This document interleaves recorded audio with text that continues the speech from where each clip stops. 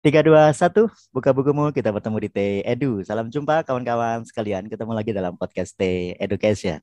Pada podcast edisi Ramadan kali ini teman-teman sekalian kita membahas satu topik yang lumayan panas gitu ya. Kita bahas tentang belajar dari Dea Only. Nah, mungkin teman-teman sudah paham betul ya Dea Only itu siapa. Nah, kita akan bahas dari aspek hukumnya, khususnya hukum pidana, bersama salah seorang kolega saya dari Fakultas Hukum Universitas Narotama Surabaya, Bu Dr. Hmm. Ninda. Hari ini sudah hadir via Zoom, tapi teman-teman sekalian, beliau ini adalah pakar di bidang bidang kaliannya adalah di bidang hukum cyber dan tentang pers. Nah, tapi sebelum itu saya ucapkan terima kasih buat teman-teman sekalian yang telah mensubscribe channel ini, dan bagi yang saat ini sedang menyaksikan tayangan video ini, saya belum mensubscribe channel ini, kami mohon agar berkenan meluangkan sedikit waktunya untuk mensubscribe channel ini supaya kita bisa berjumpa dalam tema-tema yang lainnya. Baik, kita sapa rekan kita Bu Dr. Ninda. Selamat berjumpa Bu Ninda, sehat? Sehat, Alhamdulillah. Assalamualaikum. Waalaikumsalam. Puasa lancar Bu? Alhamdulillah, sejauh ini. Sejauh ini lancar ya. Selamat berpuasa juga buat teman-teman sekalian. Ini Ramadan hari ya beda-beda ini kalau soal harinya ya. Oh, Ada yang ke-7, ya, ada yang ke-8, saya mah beda-beda. ikut pemerintah. Ikut pemerintah netral Bu ya. Siapa tahu dapat BLT. No? Siapa tahu jadi menteri Bu nanti ya. Oh iya, iya, amin. Oke, Bu Ninda, materi kita pada podcast diskusi kita hari ini tentang Dea Only ini Bu. Hmm. Walaupun bulan puasa ya, enggak apa-apa ya kita bahas tentang Dea Only ini. Ya, Eh, karena kita tidak bahas tentang posenya ya. Oke, kita nggak bahas tentang, tapi kan jadi penasaran Bu yang belum tahu Dea Only ini siapa gitu ya. Tapi Iya, enggak iya, apa-apa iya, lah, iya. ini kajian keilmuan Bu ya. Untuk judulnya aja belajar dari Dea Only teman-teman sekalian, sehingga apa Hmm. yang akan kita pelajari dari Dea Only ini akan kita bahas bersama dengan Bu Ninda. Oke Bu Hmm. Ninda, sebetulnya dalam kasus Dea Only ini apa sih aspek hukum yang terkandung di dalamnya itu? Monggo Bu, silakan. Jadi, kalau saya lihatnya sebenarnya ada banyak isu. Jadi yang pertama itu kan begitu terjadi penangkapan, gitu ya. Kemudian orang itu berpikir tentang dua hal. Yang pertama di media sosial tuh banyak gitu ya tentang dua hal. Yang pertama, apa salah dia? Kan dia posting, dia udah dewasa, posting tentang apa ini foto-foto dewasa di tempat yang tepat pula, Tertutup. gitu kan? Yang kedua, yang nggak setiap orang bisa mengaksesnya. Kemudian yang kedua, eh, kan dia baru saja mengisi di Podcast. podcast sejuta umat itu kan, artinya Hmm. podcast yang masuk peringkat 10 besar subscribernya di Indonesia gitu. Kemudian tiba-tiba dilakukan penangkapan. Padahal kalau dia tidak muncul di podcast itu, maka tidak ada yang tahu Aman. siapa dia, siapa Dea OnlyFans itu siapa, nggak ada yang tahu gitu. Makanya akhirnya orang-orang pada apa ini membahasnya bahwa kenapa kok akhirnya ditangkap setelah muncul di podcast itu gitu. Tapi yang kedua ini adalah asumsi sehingga kita abaikan saja ya daripada kita disomasi. Oke, oke. Akun saya yang kena Bu nanti. Oh iya ya, jadi kita bahas aja. Ya Allah jahatnya saya. Oke, oke. Terus habis itu perjalanan waktu kita lihat kan dia dipanggil lah, kemudian dia bercerita bahwa dia mengunggah di OnlyFans dan dia dapat berapa juta dari OnlyFans. Akhirnya ketahuan juga menyeret juga satu nama yaitu pacarnya gitu. Ternyata pacarnya nggak tahu apa-apa. Dia kira di video itu untuk konsumsi pribadi, ternyata sama dia dijual di OnlyFans. Perjalanan waktu nambah lagi nih. Eh, apa nih? Ada yang beli. Ternyata iya, ternyata dia menyimpan nama-nama pembeli gitu. Salah satunya ada polisi bilangnya komedian berinisial M. M. Wow, semua pada ke Mak Eli. Semua ke Mak Eli, saya Mak Eli di WA sama ibunya. Bukan kau nak, astagfirullah nak, jangan. Ternyata polisi banyak orang bilang antara dua kan, Mak Eli atau Marshall, karena Hmm. polisi kasih clue apa ini komedian ini lagi hot-hotnya, sehingga nggak mungkin komedian-komedian lama kan gitu. Muncullah nama dua orang itu, akhirnya polisi mengiyakan salah satunya. Gitu. Dari situ saja, dari rangkaian itu saja sampai akhirnya dipanggil si Marshall. Kemudian ternyata Marshall ini berniat membantu Dea dan lain sebagainya. Dari situ aja sebenarnya sudah banyak aspek hukumnya. Yang pertama, ketika si Dea ini muncul di OnlyFans, pertanyaannya OnlyFans ini bisa nggak dikenakan? Begitu kan? Orang-orang pada bilang harusnya dikenakan OnlyFans-nya. Akunnya gitu. ya. Akunnya, ya maksudnya Penyedia, OnlyFans yang menyediakan itu, gitu. Bisa nggak? Masalahnya kan dia ada di luar negeri, gitu. Sehingga kita bisa sampaikan bahwa OnlyFans ini sebenarnya adalah platform media sosial yang dibuat di tahun 2016. Dan peruntukannya, OnlyFans ini sebenarnya bukan akun atau media sosial yang isinya vulgar semua, enggak. Sama seperti Facebook dan lain-lain gitu. Cuman memang kalau mau berlangganan kontennya harus bayar gitu. Nah, karena bayar inilah, maka pengguna yang ada di dalamnya berlomba-lomba supaya banyak yang mau bayar. Kayak Bigo. Kalau saya pernah dengar, saya nggak pernah tahu, nggak pernah pakai ya. Bigo memang Bigo pernah mengalami isu beberapa tahun lalu bahwa banyak orang yang akhirnya live sambil vulgar gitu di Bigo. Makanya pada bilang Bigo live apa-apa gitu. Faktanya perjalanan waktu nggak juga. Teman saya ada yang rutin misi Bigo, dia penyiar dan dia baik-baik saja, dia laki-laki gitu. Artinya ya nggak mungkin pose-pose vulgar dan lain sebagainya. Jadi media sosial adalah tetap media sosial gitu ya. Konten di dalamnya itu seringkali mereka berlepas tangan gitu karena dikembalikan ke penggunanya. Kita bisa tahu itu ketika pertama kita daftar, biasanya kan ada disclaimer ya, aturan-aturannya gitu, dan kita harus agree gitu kan, baru bisa lanjut ke tahap berikutnya. Nah, di OnlyFans juga begitu. Terus apakah OnlyFans bisa kena? Ya karena dari awal sebenarnya dia tidak khusus di seperti itu, maka dia tidak kena karena dia tidak dia tidak melanggar undang-undang. Yang kedua, ya karena dia tidak di Indonesia. Beda Siapa ya. kita gitu ya manggil dia platform yang benar-benar didirikan dari Inggris. Mereka akan bisa bilang, loh, kalau memang ini terlarang di daerah Anda, maka blokir kami, bukan kami yang harus susah-susah menyesuaikan dengan Anda, gitu kan? Nah, berarti loloslah itu pertanyaan tentang siapa ini namanya, si OnlyFans. Bagaimana dengan Dea? Oke, kita punya 2 undang-undang nih yang berhubungan sama pornografi dan kesusilaan, yaitu Undang-Undang ITE dengan Undang-Undang Pornografi, begitu ya. Kalau di Undang-Undang Pornografi memang ada aturan kalau kita dilarang untuk membuat, memperbanyak, memperjualbelikan, mempertontonkan produk-produk pornografi. Begitu. Kalau di Undang-Undang ITE-nya itu kita dilarang untuk mendistribusi, mentransmisi, dan membuat dapat diaksesnya satu konten yang melanggar kesusilaan. Begitu ya. Sehingga kalau dari 2 undang-undang ini saja, apa yang dilakukan Dea itu pasti masuk. Begitu. Nah, pertanyaannya adalah ternyata dia itu nggak jualan maksudnya nggak jual kontennya di OnlyFans saja, begitu. Perjalanan waktu dia bocorkan ke polisi. Siapa yang sudah beli punya dia? Dapatlah nama Marcel, begitu ya. Ketika polisi mengiyakan nama Marcel, benar ternyata itu orangnya. Ternyata ya, saya melihat ada yang nggak pas di sana. Buat saya awalnya saya melihat ada yang nggak pas. Pertanyaannya, kenapa Marcel itu disebut? Kenapa polisi mengiyakan begitu?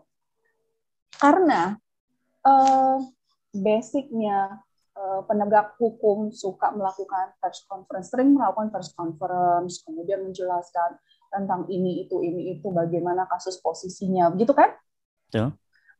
Itu berdasarkan peraturan Kapolri, Perkap gitu kita bilangnya. Jadi peraturan Kapolri itu ada di tahun 2000 berapa ya, saya lupa, 2011 kalau 9. nggak salah. 2011. Jadi peraturan Kapolri nomor 21 tahun 2011. Dia ini tentang bagaimana Polri ini bisa meningkatkan kepercayaan masyarakat kepada Polri. Sehingga diharapkan bahwa dalam tingkat dalam penanganan satu kasus diharapkan polisi ini menganut asas transparansi, begitu. Tapi kalau kita baca lagi di dalam peraturan ini ada istilah yang namanya kriteria atau kategori yang dikecualikan untuk dipublikasikan. Oke. Susilaan ya, Begitu. masuk ya. Siapa bukan tentang Kontennya. sifatnya, tapi tentang siapanya. Oke. Jadi yang termasuk itu adalah salah satunya saksi. Kemudian ada juga tersangka yang belum ditangkap. Jadi istilahnya bahwa saksi itu adalah orang yang harus tidak dipublikasikan.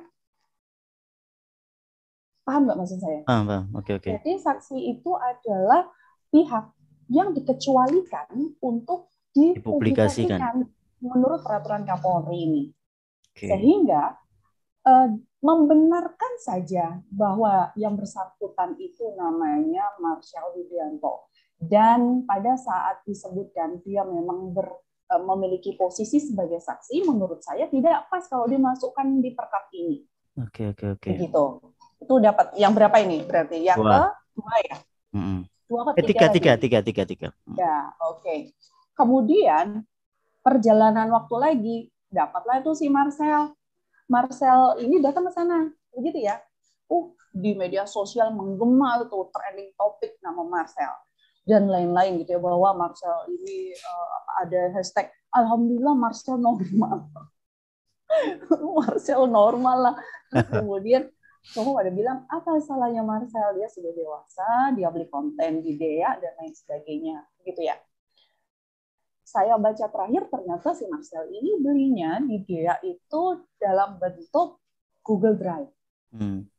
Nah, Google Drive itu adalah sebuah sistem cloud computing, gitu ya? Yeah. Cloud computing tahu kan, komputasi awan. Gitu. Okay. Artinya bahwa si Marcel, orang yang ada kalau kita di Google Drive itu kenapa sih kita milih Google Drive? Karena memang ininya besar kapasitasnya. Enggak lagi. Yang kedua, bahwa kita bisa saling terhubung gitu kan. Dan di Google Drive yang bisa masuk hanyalah orang-orang yang punya memiliki akses. Yang punya link, gitu ya, tentang Google Drive.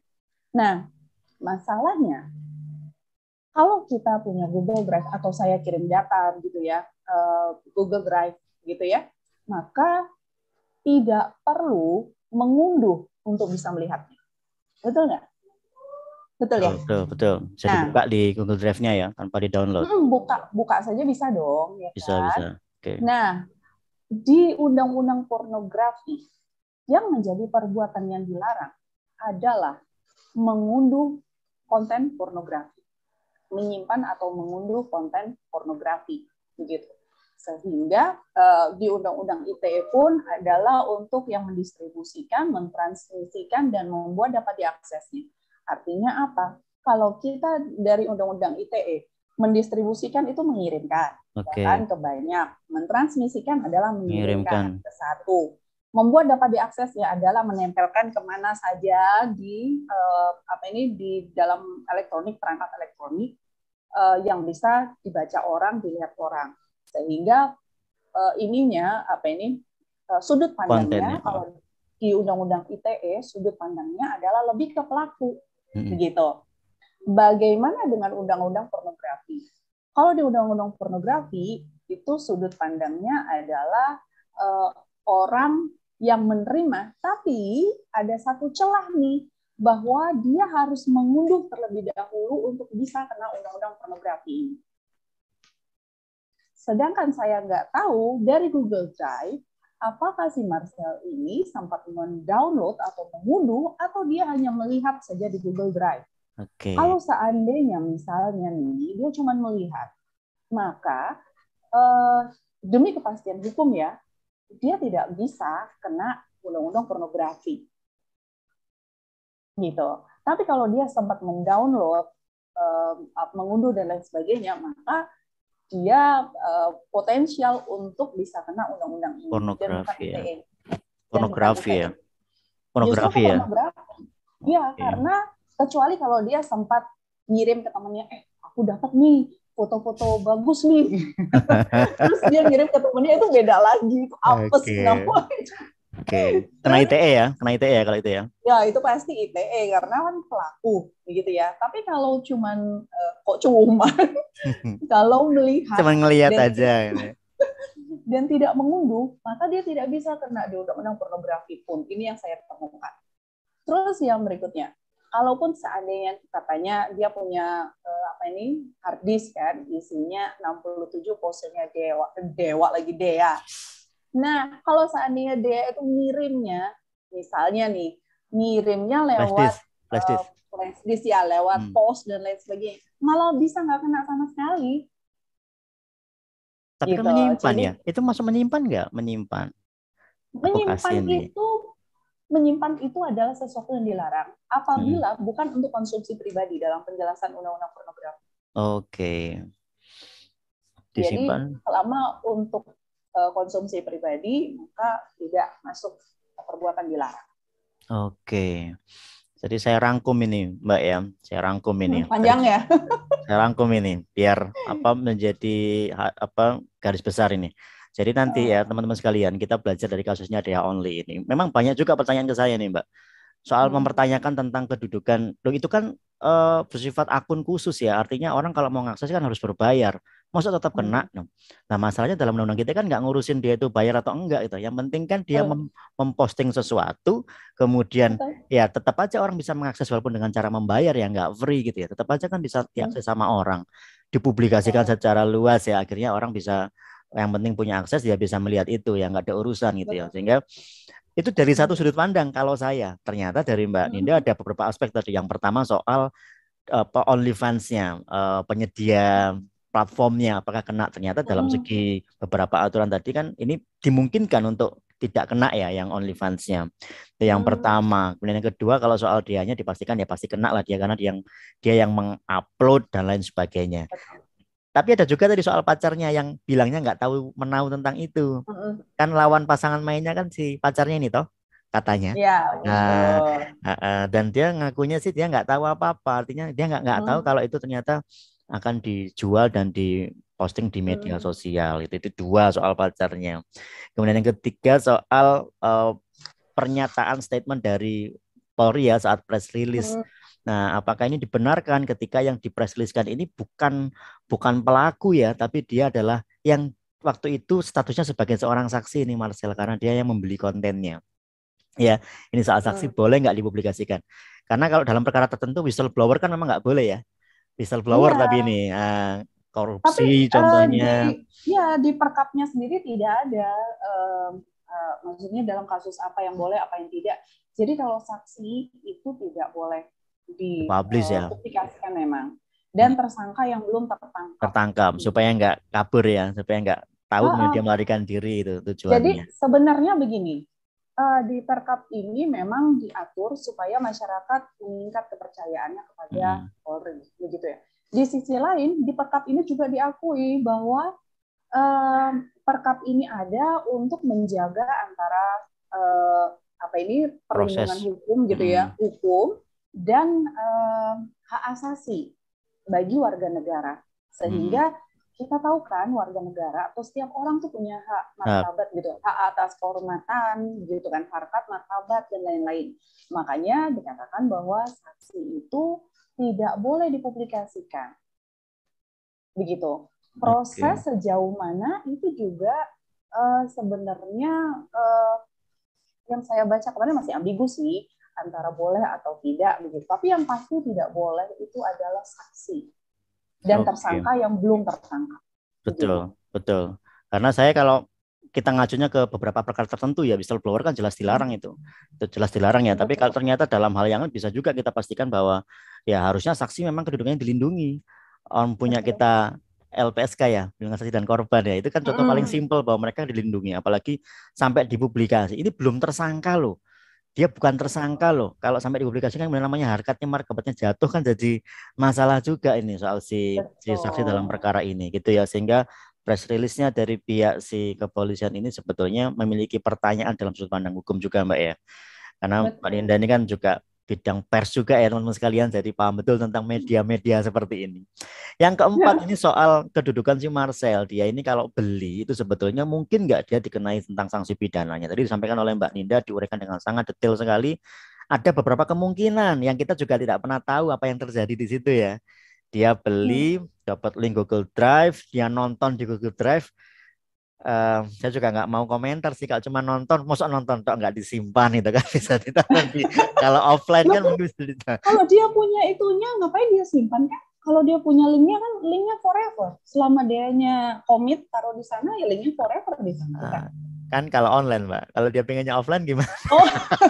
Kalau nggak ada jaringan misalnya kan? Sama laki-laki, saya nggak masuk saya. Kata laki-laki. Kalau perempuan mikirnya loh kenapa harus ngunduh gitu kalau memang bisa lihat. Kan kita jaganya kalau lampu mati dan koneksi internet down Mbak. Jadi kita bisa ngaksesnya malam-malam tanpa jaringan internet. Mungkin ya ini teman-teman sekalian ya, mungkin ya saya nggak tahu. Tapi potensinya kalau dia menurut Mbak Dina tadi kalau memang dia tidak mendownload hanya membuka mengakses saja ya nggak masalah. Tapi kalau dia menyimpan, mendownload dan lain sebagainya itu lain cerita. Plus lagi sudah disimpan, bilang ke temennya lagi, aku punya loh gambar ini, mau nggak di-share? Nah itu lain cerita teman-teman sekalian ya, karena itu beda lagi ceritanya, sudah bukan lagi pornografi, bisa lagi juga ITE karena sudah mentransmisikan atau mendistribusikan. Nah dalam fokus belajar dari Dea ini Mbak Ninda, tadi kan Mbak Ninda menyebutkan ada celah nih baik dalam undang-undang ITE maupun undang pornografi. Nah celah ini jangan sampai toh dimanfaatkan dalam tanda kutip ya.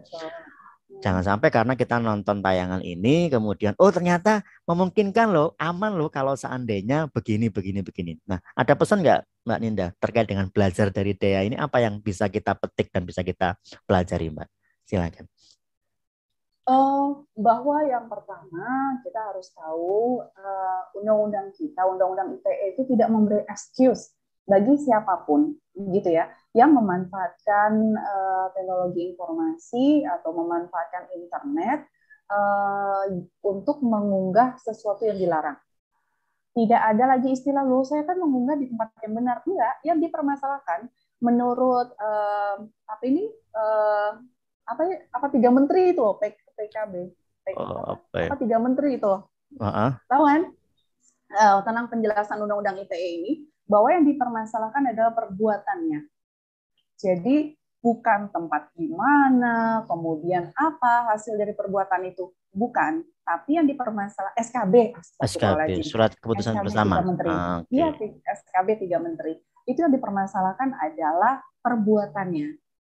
Jadi nggak ngurus siapa yang ini, siapa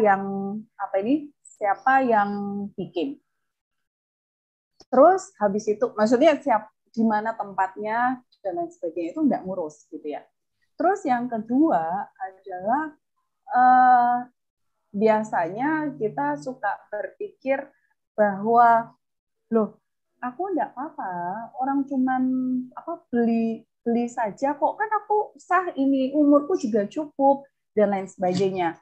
Masalahnya di undang-undang itu tidak ada batasan umur. Batasan umur itu ya cuman misalnya ketika ada anak kecil ternyata mengunduh ya kena peradilan pidana gitu. Hanya di proses peradilannya saja dan bukan di pemisahan secara tegas. Ya benar di dalam undang-undangnya gitu. Jadi kita nggak punya celah untuk itu. Kalau yang tapi ada fakta yang baru untuk bapak-bapak nih yang ada di legislatif ini mungkin mendengarkan. Semoga beliau mendengarkan bahwa ada lagi yang satu nih yang kurang gitu istilahnya, ada celah khusus gitu, sama kayak ini. Masih ingat kasusnya Setia Novanto? Oke. ketika di tahun 2015 itu kasusnya Pak Setia Novanto ini akhirnya membuka wawasan kita bahwa merekam itu beda dengan menyadap. Menyadap itu ada aturannya, bahwa yang boleh menyadap adalah orang-orang yang memang diminta, orang-orang yang memang diminta dalam rangka penegakan hukum dan lain sebagainya, begitu ya. Tapi selain daripada itu maka tidak boleh, gitu. Apabila kita menyadap itu, satu lagi ciri khasnya, menyadap itu memasukkan alat ke dalam perangkat. Selama tidak memasukkan perangkat, maka jatuhnya adalah merekam. Dan merekam itu tidak ada di dalam Undang-Undang ITE. Begitu. Yang ada adalah menyadap, gitu. Belajar dari kasusnya Pak Setia Novanto, akhirnya orang-orang pada tahu nih tentang menyadap dengan merekam. Gitu ya. Menyadap ada ketentuan untuk Undang-Undang ITE-nya, merekam tidak. Gitu. Nah, demikian juga dari kasusnya Dea, makanya saya setuju dengan judulnya Belajar dari Dea, karena dari kasusnya Dea ini, pada akhirnya semoga nanti beliau-beliau mengetahui bahwa ada satu terminologi lagi gitu yang belum disentuh nih sama undang-undang manapun, yaitu tentang mengakses. Begitu. Jadi kalau pornografi itu kan dua itu, kalau bicara tentang konten-konten vulgar itu kan dua ya, ITE dengan pornografi. Nah, di dua-duanya itu tidak mengatur tentang mengakses konten pornografi gitu. Tahu maksudnya? Tahu. Jadi gini, bentar. Berarti menurut Mbak Ninda perlu nggak diatur tentang mengaksesnya sehingga semua orang tertutup kemungkinan untuk itu? Kalau saya sebagai perempuan ya. Oke. Kalau saya sebagai perempuan ya perlu lah. Halo gitu ya. Biar cowok-cowoknya nggak bandel-bandel. Ya. Oke. Tapi mungkin perjalanan waktu, ya maksudnya itu sangat subjektif ya. Kalau saya jadi anggota legislatif, seandainya itu ada draft yang seperti itu, saya iakan gitu, sekalian aja gitu. Tapi mungkin memang perjalanan waktu kan kayak Google Drive dan cloud computing dan lain-lain kan memang telat ya berkembangnya ya daripada penggunaan handphone itu sendiri, MMS, SMS gitu. Padahal undang-undang pornografi ini kan udah lama gitu, sehingga make sense kalau memang akses ini tidak tersentuh gitu. Berbeda dengan Undang-Undang ITE, karena dia baru, maka ada kata membuat dapat diaksesnya sekalian aja semua. Itu kan berbahaya betul ya. Boleh. Membuat dapat diakses. Kita udah simpan nih di dalam akun kita, tapi ternyata ada orang yang memang pandai untuk mengakses itu. Akhirnya kan sama saja gitu. Karena tidak diprotek dengan baik kan juga dapat dikategorikan membuat dapat diakses toh. Ya, betul. Jadi kalau undang-undang ITE ini karena dia yang terakhir 2016 gitu ya, sudah maju tuh teknologi, maka semuanya diatur gitu. Artinya disapu semuanya begitu. Beda dengan pornografi ini, mungkin terminologinya masih terlalu konvensional ya. Betul, karena memang sesuai dengan zamannya. Iya, betul. Zamannya. Gitu deh. Oke. Terus, satu lagi yang saya mau ingatkan. Terganggu nggak sih? Suka terganggu nggak sih kalau tiba-tiba ada dikit-dikit untuk kasus-kasus yang menyita perhatian gitu ya. Tiba-tiba di konferensi pers kan menghadirkan orangnya, padahal orangnya nggak ngapa-ngapain gitu kan. Kita kan mengenal prinsip presumption of innocence ya harusnya ya. That's it. Itu dia maksud saya. Bahwa kalau seandainya memang berdasarkan KUHP, maka penyelidikan itu kan berdasar KUHP ya. Maka presumption of innocence itu juga ada di KUHP begitu. Sehingga nggak bisa tuh kita cuman mengambil dua hal saja di KUHP gitu ya. Yaitu penyelidikan dan penyidikan sesuai dengan KUHP. Nggak bisa. Harus semua yang ada di KUHP itu sekalian dilaksanakan. Begitu, karena ini kan satu rangkaian toh ya. bukan cuman separuh, bukan cuman seperempat gitu. Karena dia satu rangkaian utuh, maka presumption of innocence yang ada di KUHP dilanjutkan di Undang-Undang Kekuasaan Kehakiman dan aturan-aturan turunannya itu juga harus ditegakkan gitu. Karena sebenarnya presumption of innocence ini kan implementasi gitu ya dari hak asasi manusia. Ini juga diatur di Undang-Undang HAM kita, gitu ya, bahwa setiap orang itu tidak boleh dinyatakan bersalah, gitu. Selama belum ada putusan hakim yang menyatakan dia bersalah, maka tersangka atau terdakwa, tulisannya begitu loh, tersangka atau terdakwa harus tetap dinyatakan tidak bersalah. Tidak bersalah, betul. Nah, pertanyaannya, mau dia salah, mau dia tidak, kalau dia sudah di pers conference kan, apalagi disebutkan namanya, walaupun tidak nyebut ya, cuman mengiyakan, Pak, apakah yang di belakang itu Pak Budi Setya Susanto Notobotolimo paling perkoso Indonesia? Katanya, bukan saya loh yang bilang, saya cuma mengiyakan. Ya nggak bisa. Berarti kan sama ya. Konteksnya yang kita bahas, bukan teksnya. Bener, it's not about text anymore gitu. Ini tentang konteksnya gitu. Dan menurut saya dari kasus Dea ini, marilah gitu kita mencari hikmah dari kasus ini ya. Karena ini bukan sekedar jual beli konten pornografi buat saya.